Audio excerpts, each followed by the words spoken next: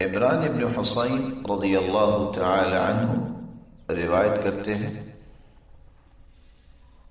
رسول اللہ صلی اللہ علیہ وسلم نے فرمایا صلی قائما،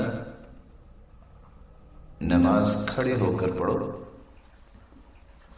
فإن لم تستطع فقاعدا، اگر تمہارے پاس اتنی طاقت نہیں تو بیٹھ کے نماز پڑھو، فإن لم تستطع فعلى جنب،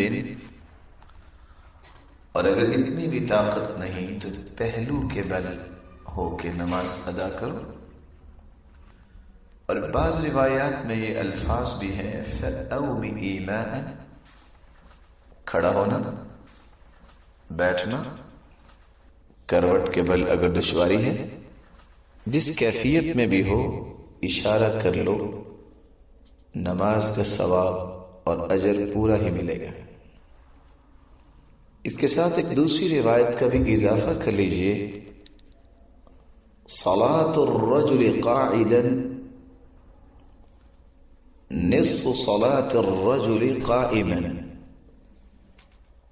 جو شخص صحت مند ہے، اللہ تعالیٰ نے اس کو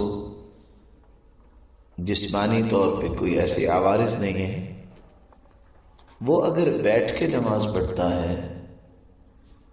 تو اس کو کھڑے ہو کے نماز پڑھنے سے آدھا ثواب ملے گا۔ تو اس لیے طاقت ہونے کے باوجود بیٹھ کے نماز نہیں پڑھنی چاہیے اور نہ ہی اپنے اجر میں کمی کرنی چاہیے۔